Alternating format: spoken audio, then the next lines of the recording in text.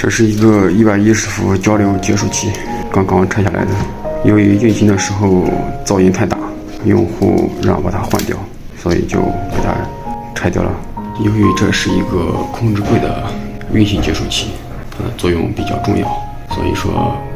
容不得半点差错。给用户说了以后，然后他就是为了安全起见，建议把它换掉。毕竟这个东西也不贵。这个东西呢，虽然说异响声音很大，但是功能还是正常的，能够正常使用。所以说为什么声音这么大呢？我想今天把它拆开看一下，到底是什么原因造成的。首先呢，这里有一个锁的标志，它是拆这个盖子，我先把它盖子拆掉，往这个拧是开，然后往上一推，这个就掉。还有下面的螺丝，这两个螺丝是把上半部分和下半部分连接在一起的，这样它就可以打开，这样就可以看到它里面的一个构造。这是一个弹簧，这是一个电磁线圈，看到这线圈都已经烧黑了，这是它的电磁铁芯。一般情况下，大部分有噪音都是由于铁芯，大部分都是由铁芯线圈造成的一个铁芯的表面有污垢，你可以用抹布可以把表面擦一下，把上面的污垢还有烧的痕迹全部给它擦掉。然后我们再仔细看，哇，已经破了，怪不得它的铁芯下面已经破裂了，我手一动就掉下来一块，这边也破了。这里为什么会破呢？就是由于它的通电以后，铁芯来回吸合，它这底下是固定铁芯呢，它是塑料，时间长了的话它会震动，会破裂。为什么要及时换掉？问题就出在这里。不及时换的话，等到这个时间久了以后，它自然破裂了后就会出问题，不会正常吸合，它的一个触点就会失效。这是一个线圈的电源接入点。然后我们再看一下这个触点怎么拆呢？首先，由于视频太长，这部分我就不再讲解了，我们使用快进直接过了。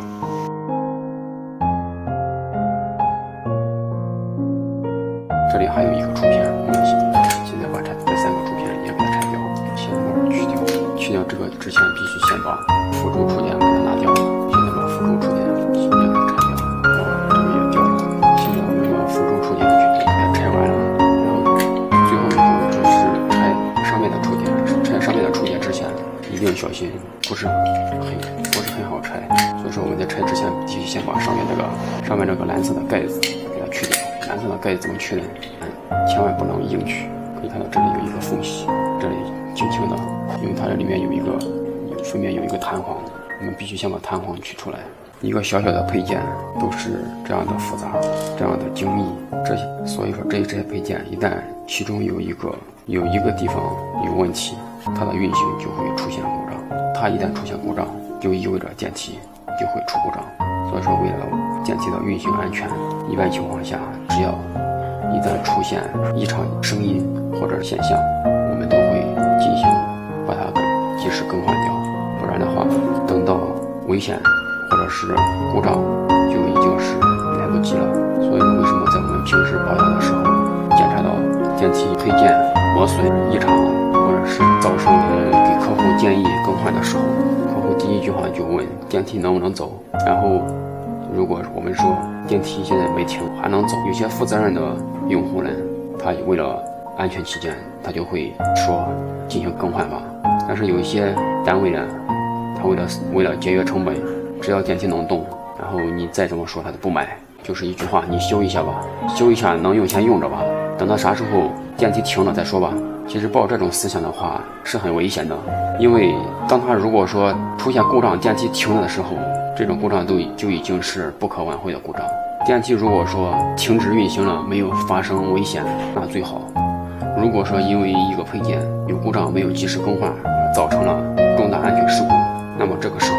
电梯的管理人员是要负管理不到位的责任，维保人员要负没有及时提醒、没有及时检查和及时维修的责任，维保不到位的责任。但如果说维保我们在平时的检查中发现了，也通知了用户，让用户去购买、去更换，而用户没有购买，也不愿意更换，建议出个证明书或者是一个工作函，有用户签字。那么一旦出现安全事故，那就是用户要承担全责。所以说今天说了这么多，主要一个原因还是安全部件容不得马虎，该换的时候必须换，不要为了图一时的节省开支而造成严重后果，那就已经无可挽回了。现在我们把它装起来，问题不是很大，主要就是下面的破了，其他没什么问题。但是它只要有一个地方破了，有一个地方破了，这个东西就没用了，还是得换。所以说触点就装完了，下面就剩下一个将副触点也装了吧，就剩下最后一步。现在就装一下这个接线柱的下号盖子，L1、L2、L3，这是上面装进去，按下来了。然后 T1、T2、T3也是一样，先装上面，然后一按，好，就装上了。这一推进去，然后把这一拧，盖子就紧了。然后这就是一个接收器已经装完了，所以说复杂不算复杂，说简单也不算简单，里面的零部件还是挺多的。这个东西说修也能修，修好还是能用一段时间的，但是也不能保证它到底修了以后能使用多长时间，所以说这个不建议去修。今天的视频就分享到这里，感谢大家观看，我们下期再见，拜拜。